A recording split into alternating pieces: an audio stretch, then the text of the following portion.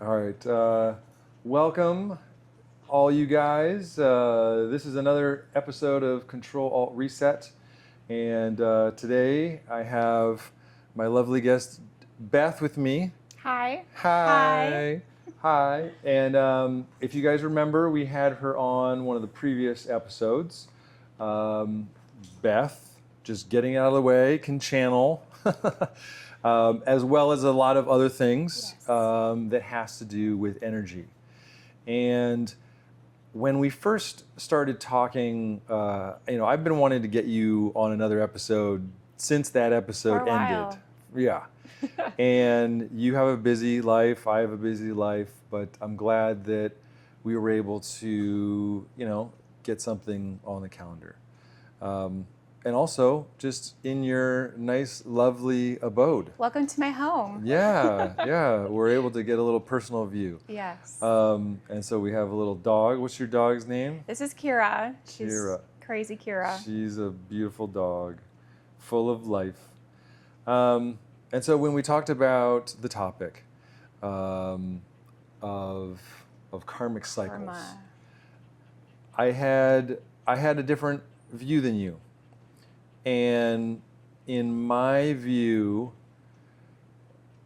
it was like things that I had learned from like ancient teachings of, okay, you're on this planet to learn and find out what are the things that I need to work through. And so I was identifying, okay, I've had two karmic cycles that I was thinking was like, I'm on this planet to figure this stuff out. The first one was like releasing control. Okay. Not to have such a fear of things when they get out of control. And kind of my job helped me kind of work through that. And it's not all gone. But then I had some other things go on with my finances this year. And they're still going on. They still kind of eat me up. And I'm like, this seems to keep coming back. And that's how I had approached it, where like you are a individuated form of consciousness that gets born into this world already with soul contracts and a plan of what you need to remember in order to work through this life, so that when you get done with this life, or maybe there are things that you have to work out in all of the lives, however long it takes, and you were like, no, that's not it. It's not it. And I'm like, what do you mean it's not it? And you said, it's all energy. And it got me curious, because I'm like, what do you mean it's all energy? Okay, I get it's all energy, but like there are lots of kind of gurus and just people that have been doing this a lot longer than I have, maybe not able to tune into energy as you are, but they've said, yeah, we're here to work through some stuff. And it's really interesting that you had a different view. So I would like it if you would share what your view on this whole karmic cycles and things like that. I don't really remember exactly what I said, but I wasn't disagreeing or agreeing fully. Okay. For sure. Okay. So there's some parts of it that are for sure. Yes, we all come here with things that we need to ascend to, get better at, break the cycle for sure. So if people believe in reincarnation, you just keep coming back until you learn your lesson, and then you can move on. Some instances you come here to teach others. So it's not necessarily, you're not necessarily here for yourself. So that's a whole nother viewpoint. But I think we were talking about like the mirror or the reflection. And so I always call it like the boomerang effect. And so what you put out, you get back. And so whether you're vibrating, right? So we all choose to ascend or go higher. There's always like this motion of upward. It's not really that. It's just more of like a faster tuning, right? Like a faster tuning fork. So we're all here just to learn how to kind of vibrate faster. Yeah. Right? And it is what you put out is what you get back. And so if you learn to be on that frequency, you can hear that radio station. And you had also said that the challenges that we experience, they're more like blockages.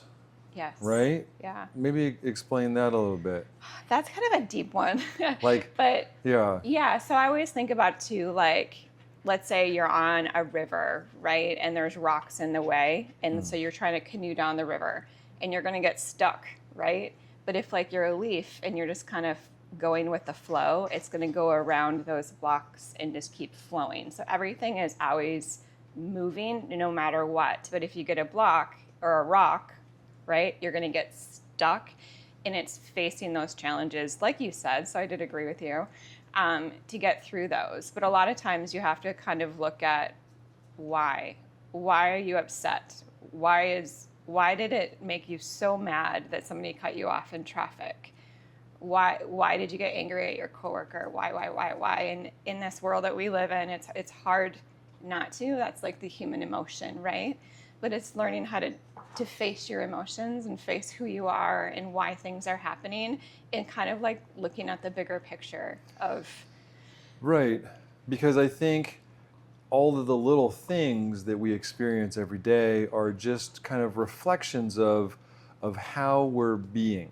Yes. And so when you had a different view that I didn't know about, I kind of did some research. I used, Google's, oh no, ball in your tea. Now you have dog. But she's so cute, right? So I used Gemini, and it really helped me understand that like the way I was thinking of things was that there's like punishments and rewards. Right. That you carry this karma. And like, I mean, it's common to hear people say like, oh, I'm putting good karma out there. Or if there's a bad incident that happens, you're like, oh, that guy's going to have bad karma, right. And so it kind of trains us, it's trained me to think of karma and those cycles as just an expression of, hey, you have this thing that you need to work through.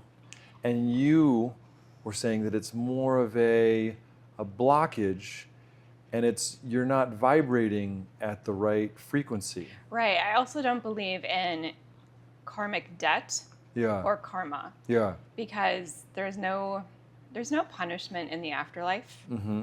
There's no punishment here. I don't believe in a hell. Mm. And so it's almost, I don't want to say it's a dichotomy, but it's like a duality. So energy just is. Yeah. Kind of like I think about it like a calorie.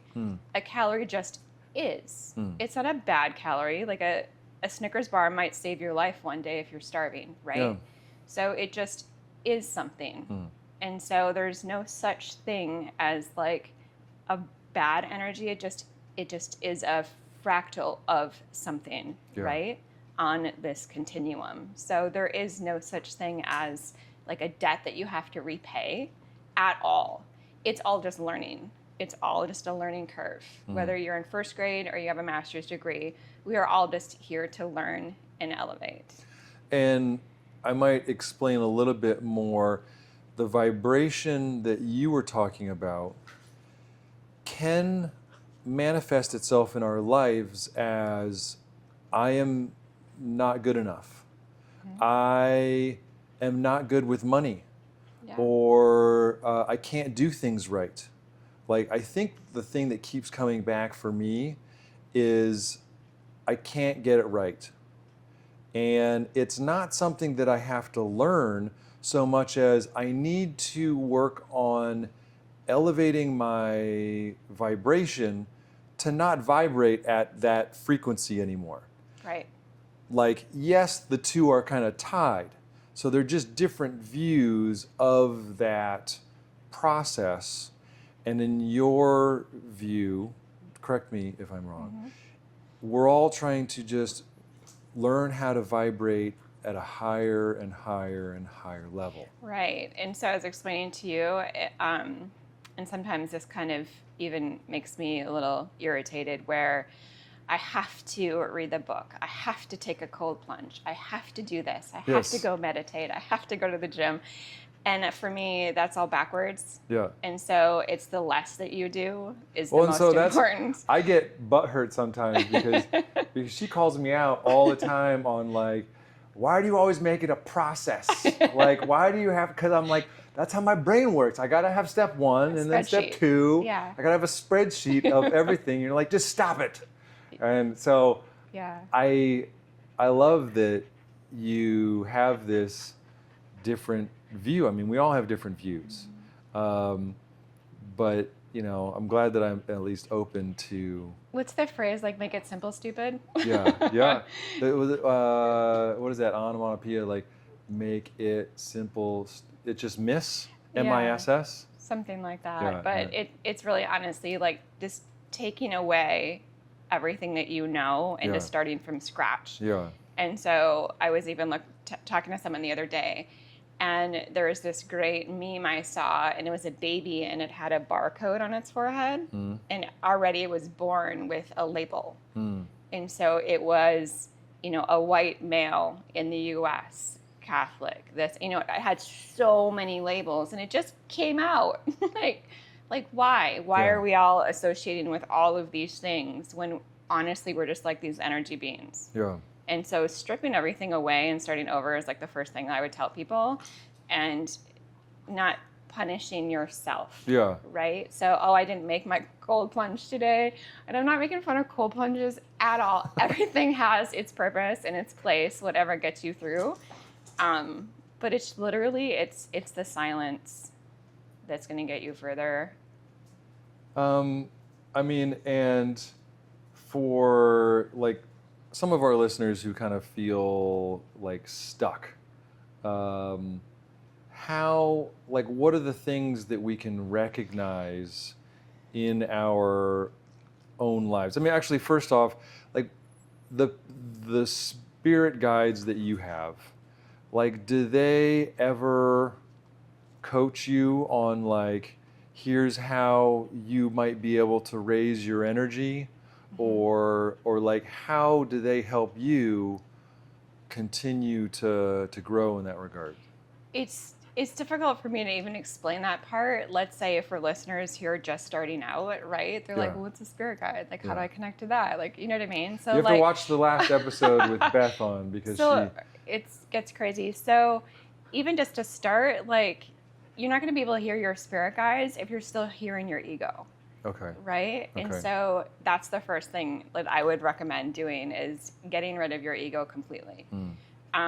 It serves really honestly no purpose. And how do you do that? Right? My big thing, so you know I'm a big meditator and meditation instructor, and so that's my huge thing. And in meditation, for me, I teach it in a little different way, where I really don't like the sitting in the posture and, you know, doing this and listening to weird music and people talking like this. It drives me nuts. So meditation can honestly just be that drive to work in the morning in your car. It's just the moments of silence where your mind isn't chattering at you 100 miles a minute. You're not taking in your grocery list and what you have to do tonight, and that you didn't do your cold plunge and all of these things, and just being with yourself for 5 minutes. And then once you quiet the chatter in your head and your mind isn't saying, oh, you're so bad at money, and you're so telling you all of these things, instead you're going to say, wow, I didn't get any red lights on my way to work today. My day is going to be amazing. It's the little tweak of your mindset that's going to start telling yourself how good you are and how good you are at things, in reminding yourself that you're not terrible at things. So it's just that different change of the negative to the positive, because words have a vibration. Yeah. If I say hello to you, my hello is an energy now, right? My word is now an energy that is going to exist in the ethers forever. So what you are putting out there, your body, your energy, your mind is going to receive. And so if I say, I'm terrible at money, what is my mind listening to? What is my vibration listening to? What is my body listening to? I'm terrible, right? Yeah. That's what it hears. If you say, I'm wonderful with my kids, or I'm great at spreadsheets, right? Like telling yourself the good things, more good things come. So then all of a sudden that boomerang effect starts working, and it gets further, it keeps going, right? I will challenge that a little bit, because I have an overactive mind, and I put out this like little short thing because I was having an issue with someone at work, and I was in the shower and I was just overthinking of like how I was right. And I was trying to build myself up and be like, no, I was doing good. But at the same time, like every other sentence was like, did I do well? Was I good enough? And so I knew that my mind, my ego, was really trying to take me down. And the only way I could combat that was with like step by step, again, like the steps that I need, where it's like I had to become present. And there's lots of ways to do that, but I was like focusing on what I could see, what I could hear, what I could smell, what I could touch, really centering myself in my experience right now. And when I meditate, a lot of the time is just letting the chatter in my mind just go and go through. And it's really, even though I've been meditating for a while, and I do it for at least a half hour twice a day, it really is rare that I get moments where I don't have any thoughts, where I'm able to just be peaceful and in stillness. So I know that I have a lot to learn still and practicing. But how do you ever have those thoughts that come up as like, I'm not doing this right, or limiting thoughts that you then have to... We all have limiting beliefs, right? That's part of being human. Yeah. But that's part of doing the inner work, is to let go of judgment. Yeah. And so judgment of yourself and judgment of others, and having things just be as they are, right? So this couch is gray. It's nothing other than gray. You're not going to fight that, right? Right. It might have different names of gray, but it's gray. Mm-hmm. And so just allowing things to be as they are is like the key. It just is. And then have this pass. But yeah, of course, every meditator, Gandhi probably has the same problems, right? So there's going to be days and times where you're going to sit there and, of course, think of, oh, what did I do? Did I do that wrong? And have self-judgment.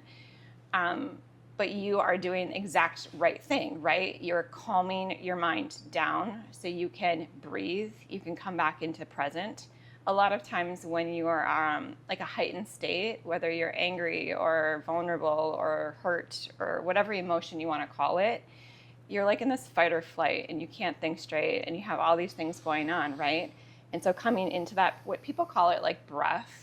I'm not like a huge fan of breath work or saying, come into your breath work, but that's what they're calling it. Whatever you want to call it. It's coming into your center and just being like, okay, let's back up. Step outside of the box and look at it from a different point of view. What's really happening here? Yeah, and calming yourself down. I like that. It's hard, but anyway, life's not... It's a practice, and that's why they call it practice, right? So it's not going to be at every moment. I mean, we're still in a human form or human body, I mean, it's learning how to overcome your emotions and your mind. And like I said, getting the ego out of the way. Yeah. Nice. I think, a lot of also what I've read is that our past lives have stuff to do with how this life is going. Do you think, like, what do you think about that?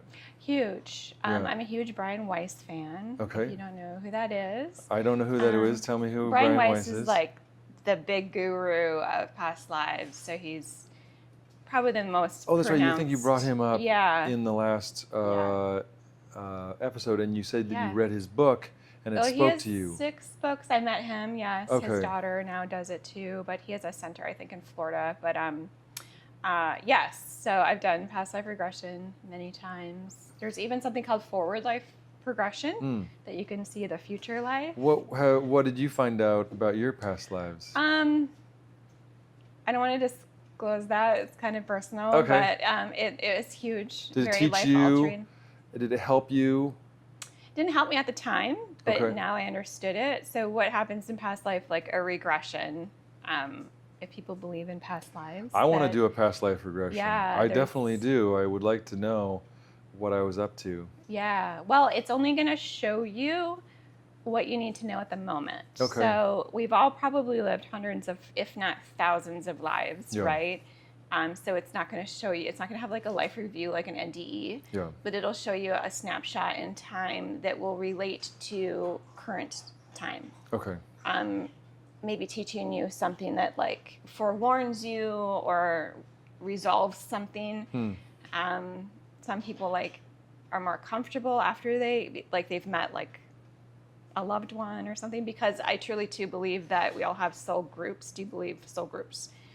That we have, so we have our masters. Okay. So our ascended masters are, and I believe an ascended master could be even like a human that walked on the earth at one point, but that just has ascended to a certain level, like I could say like postgraduate degree, Jesus, right? Like a Jesus Buddha. is ascended master, Mary Magdalene, Buddha, all these people that we read books about, right? Yeah.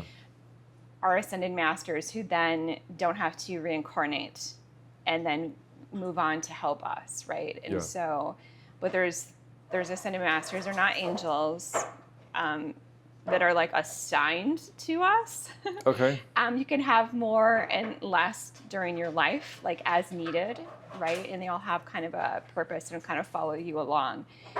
They're not going to tell you, you ask the question, like, how do you connect to them? They're not going to necessarily tell you, like, you should take this job, right? Because we unfortunately all have free will, which tricky in this life. I wish we were just told what to do, right? But then if you're told what to do, how do you learn?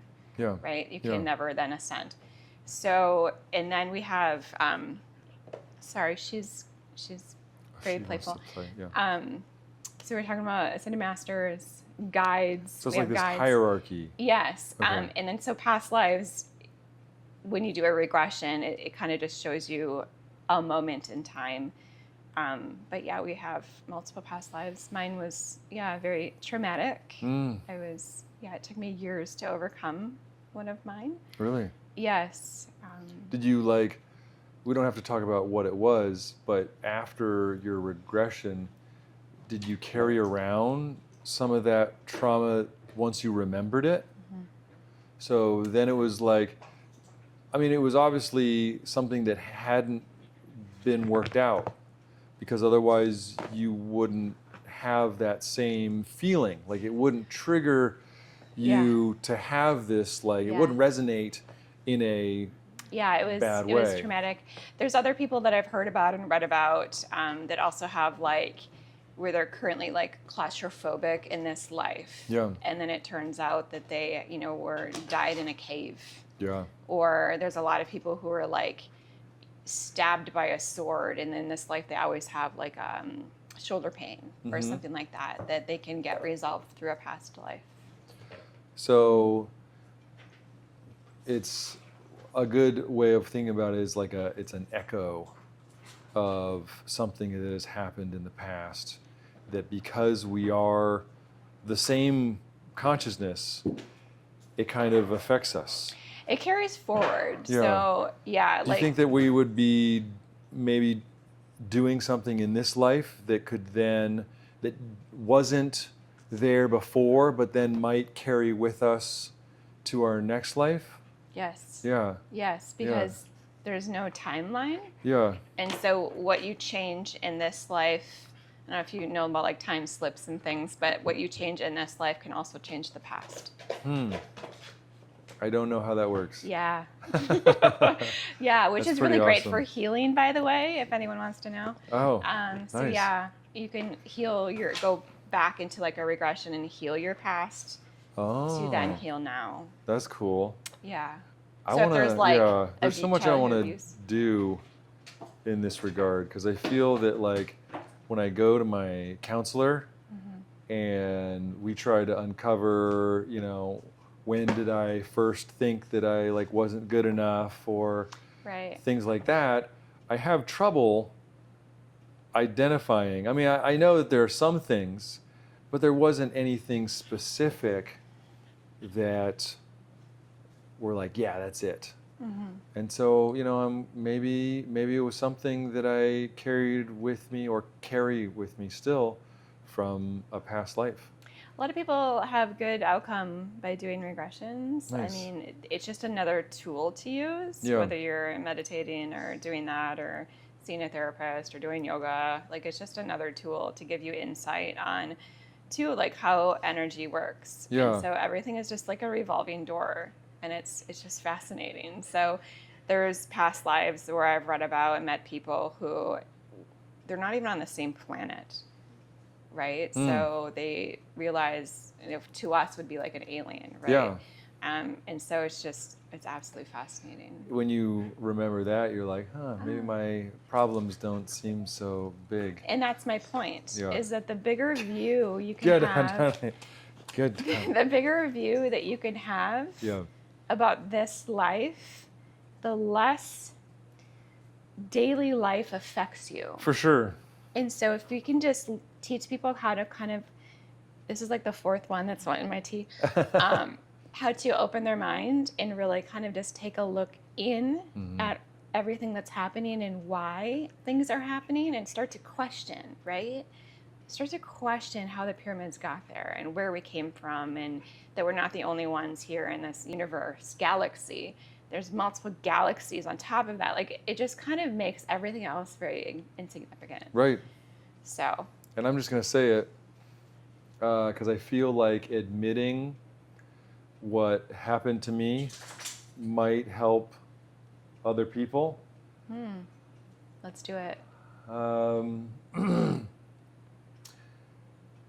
So pretty much only Beth knows, other than my counselor. So I made a bad investment March, April timeframe. And since that time, I have lost about $200,000. And I was trying not to believe it. I was trying every day that it went down and down and down.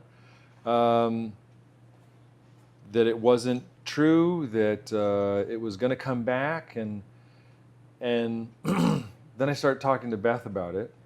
And I start actually reading this book, the Silva Mind Control Method. And I realized that the investment that I was in, I was going to make money if a bunch of people lost money. And so it was moving in the non-creative direction. It was moving in a direction that no matter how hard I felt successful or this is going to work out, it was actively working against others. And with investments, it's never gone until you sell it. And I sold it 2 weeks ago. And so those losses of, it's actually more, I had $200,000 in my 401k gone and about $50,000 in my personal account that I was hoping to use for my new house. So it's a very real loss, and it's something that is really challenging for me because I'm looking at my experience and I'm like, what did I do?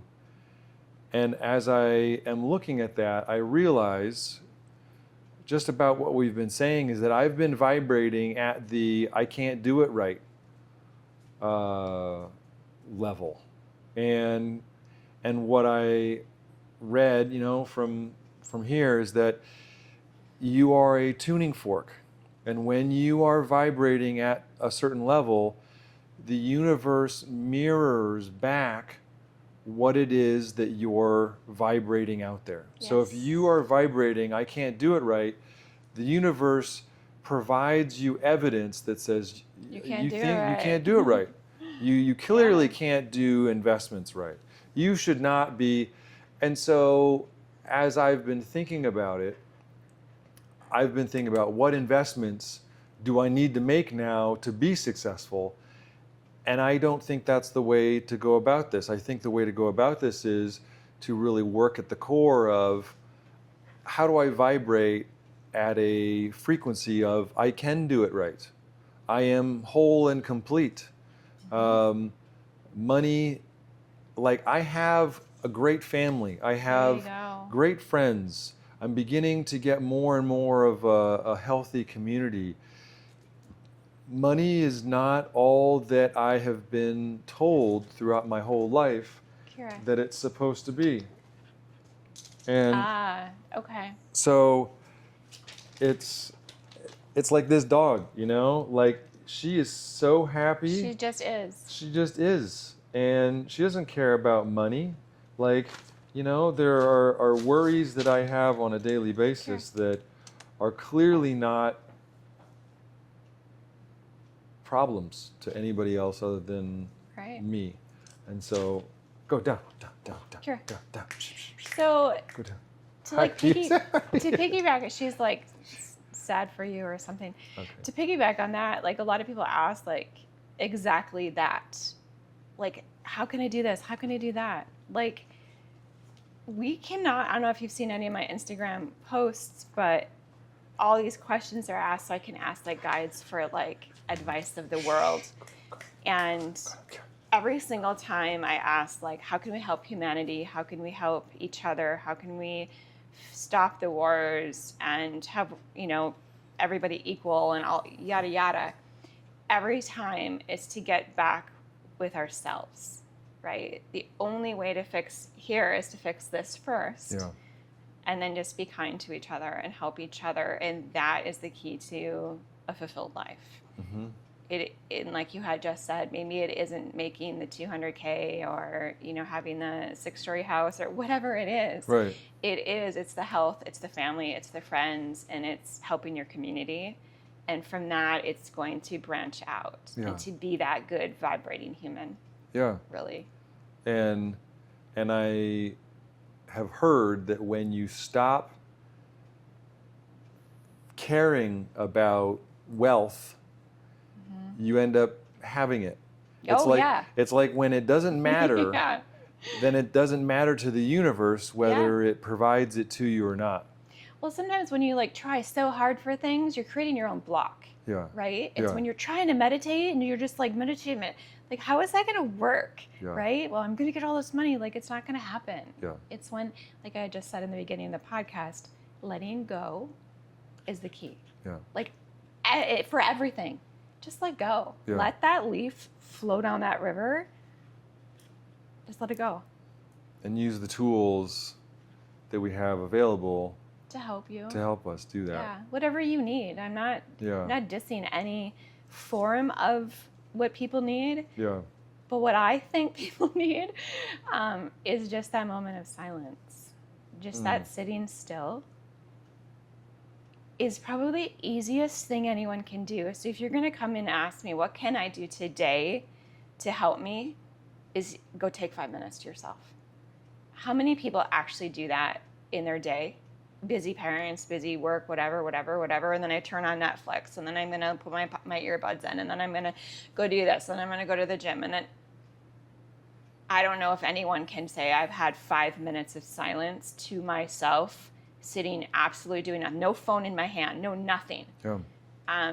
It's pretty sad that we don't have that moment of silence. And that is when we start to, I call it like the layers of the onion. Yeah. Like all of these things are going to start to fall off you. Yeah. And peel away, and all of these worries and all of these stresses and all these things, burdens that you've been carrying around, and all of these negative talks, they're not going to matter anymore. That is the clearing that people need to start then to build the house. Yeah. You cannot, like I had told you before, you can't build your house when Right. it's already falling apart. Yeah. I have some examples of when I was, trying to prepare for this one presentation that I had yesterday. And I had been practicing, and the whole time I'm like, there's no way I'm going to be able to memorize this. I have to read it, so I have to be like, feel like I got to make them think that I'm not reading it. And all these thoughts are going on in my head. And so right before the presentation, I'm meditating. And I'm asking, how did that presentation go so well? I'm asking universe questions that I'm kind of surrendering to have it fill in the blank. Yeah. And when I do that presentation, I start down the track of, hey, I'm going to read this. And then one of the guys asks a question. And that's when it went off the rails for me in my mind of how I thought it was going to go. But after that happened, the call went fabulously. Fantastic. It was a engagement of answering the questions that they had. And so it was this exchange that I never would have thought was possible given the fact that I had trained myself that whole weekend of, I've got to read it well, otherwise the presentation is not going to go well. And every single time that I have an expectation of how something is going to go, I'm at least gracious enough to know that it doesn't have to go like that and to not keep going down that path. But I'm so happy and grateful that the universe fills in the blanks and provides just another way of things going that ends up being way more impactful and collaborative and everything that we're here on this planet to do is just raise our vibration, So that was just a small sample. Yeah. That's like a very mini sample of what this life is, right? Yeah. So you just told a story of how people listening can apply that to everything in their daily life. The minute that you let go, right, and stop control is when things start to happen. Mm-hmm. Secondly, you asked for help. And so people are asking, well, how do I talk to my guides? How do I do this? How do I do that? How do I raise my vibration? You asked. Nothing's going to happen. They're just kind of sitting there waiting. Yeah. Like, nobody's asking for help. Yeah. There are energy connections. Like, I feel like we all have like these little antennas, right? And then they're just waiting for you to like, boop, put on a light and be like, question. They're just waiting to answer it for you. And the third thing is that you've trusted yourself. So in your little interview thing, you're like, okay, I don't know. I'm going to trust myself enough that it's going to all be fine. The universe heard, I'm going to trust myself. It's all going to be fine. And guess what happened? And so when people have complete control and they want things to do like these blinders, right? I only want this. Yeah. They're only going to get that. And that's when it crashes. Yeah. And so great story of how like just letting go in life and just being like flexible and trusting of yourself and stop the down talk, ask for help. Life just kind of flows. I love that. And it really, it felt like that. And I think the more I feel like that, the more I'm willing to open myself up for things to happen beyond my control. And those are the most beautiful things. Yeah. Because things happen that you, like you had said, like you could never imagine. Yeah. Right? And then it's teaching you a lesson, and then it keeps going, right? Yeah. Building like this tree of amazing things. Yeah. Yeah. It's pretty cool. It is cool. But it has to be the positive, right? So it does. Tweaking your mind into the positive is just a small tweak. And I always use the analogy of the boat that turns 1 degree goes, 100 miles off course, right? Sure, yeah. It's that 1 degree of fine tuning your mind instead of that negative self-talk is going to the positive. I put this book out for a reason. Like, this is such a great example of what energy can do. I don't know if you know the hidden messages in water. So this is like one of the first, not the first books, but a book that kind of caught my attention years and years ago. Dr. Emoto's book.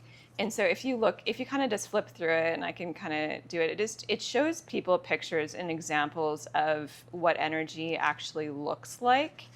And so example, this is, and I'm just picking a picture, but like an example of a negative energy. So what he does is he was looking at water under a microscope and freezing it, right? And so he could see the crystalline structure of water.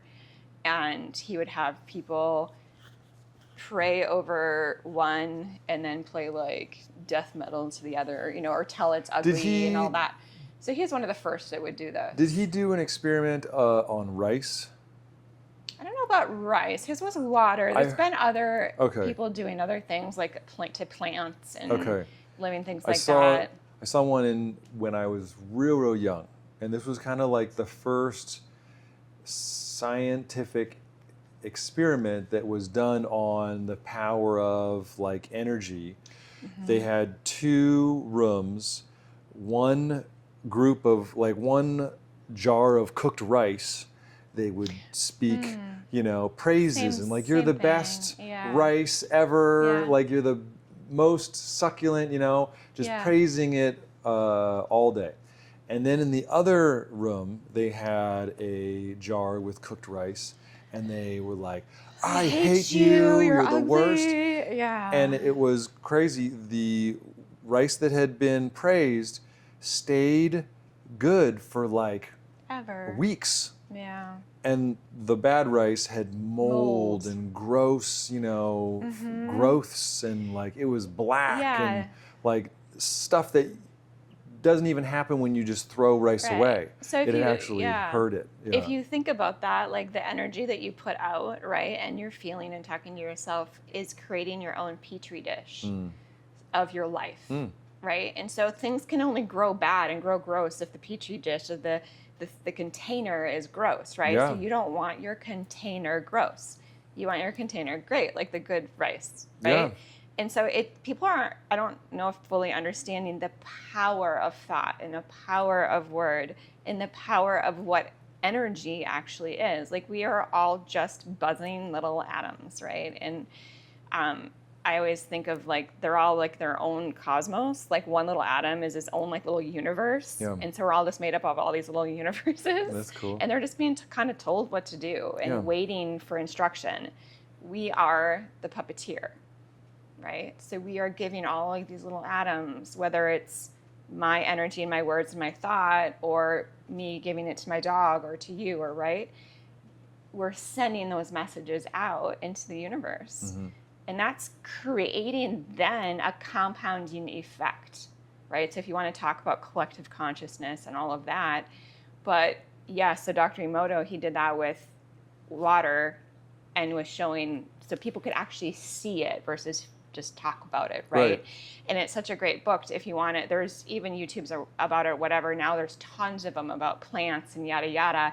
If you even look over here, I have jugs of water that say love and hate. I don't know if you can see it over here. Oh, I do. But I teach people. So I pray over one for a day, and I play rock music or death metal to the other one. And the taste difference is absolutely stunning. Like the Really? Yeah, I put little headphones on them. Can I taste it after? I haven't done it today for you, but I could have. Oh, but yeah, dude. they have headphones that That's fit so over cool. the jars. Yeah. And so it's just like a little instructional thing.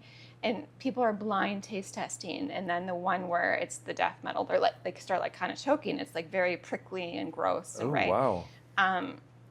It's just showing the power I think that would of be energy. awesome to do as a science experiment with my kids. Absolutely. I've done it with plants before. So you Yeah. just take plants and you measure the water in the exact sunlight, etc. And you can even write or tape words, love and praise and hate, all the things. And it is very easy to do and it works. I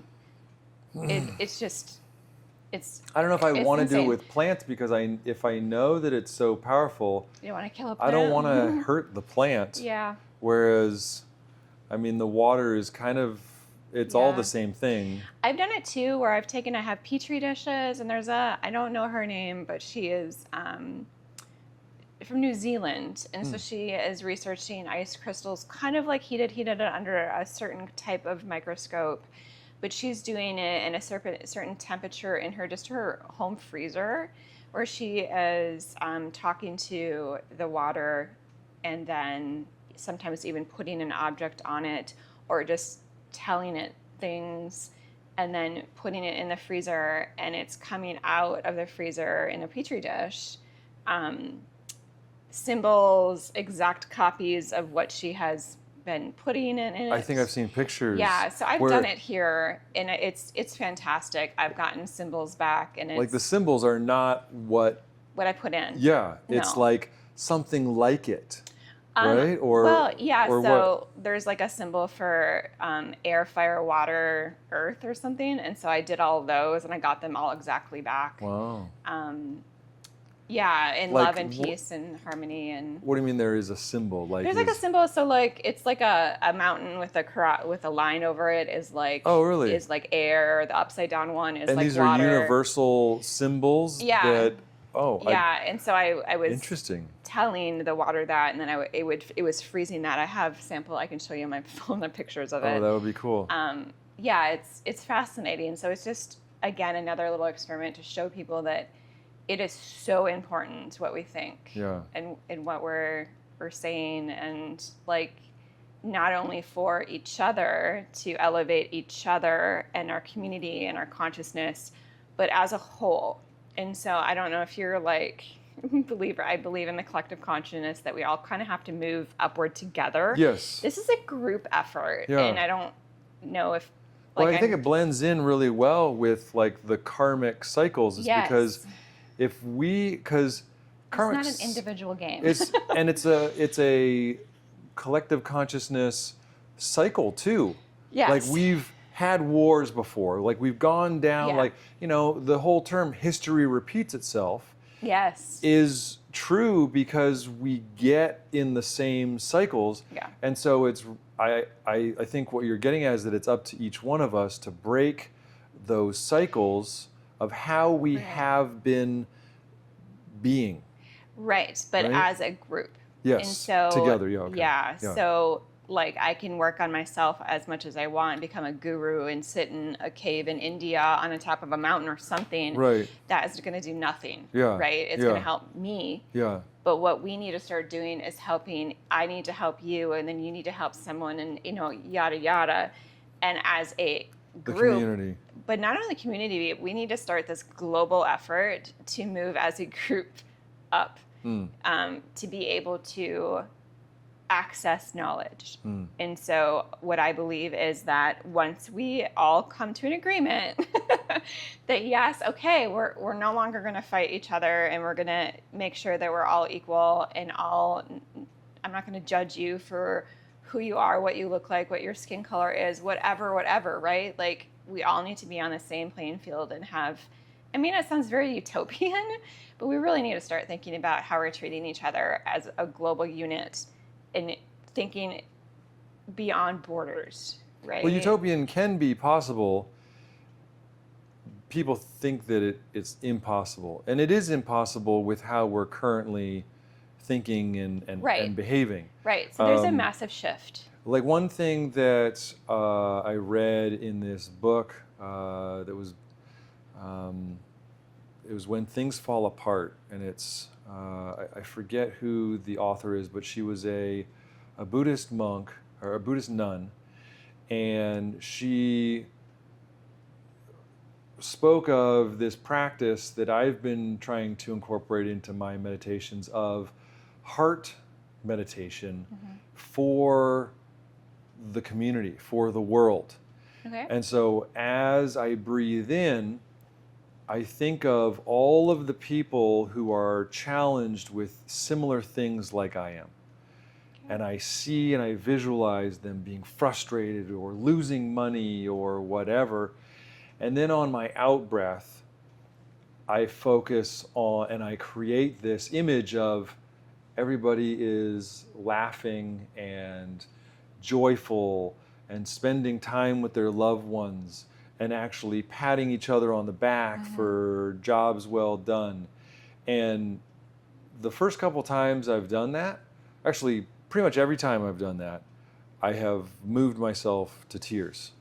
That's awesome. And it, I know that if we do have an effect, which we do, I believe, on the consciousness, I want to try to help as many people as possible, and maybe that can even extend beyond how many people I'm able to interact with that day. Right. It's not just about what's in front of you. Right. Yes, you're right. You're accessing something on a field. Yeah. But even more so, there's this, all knowledge exists. Okay, so think about like anything you want to know about anything everywhere of all time and space is currently like out there.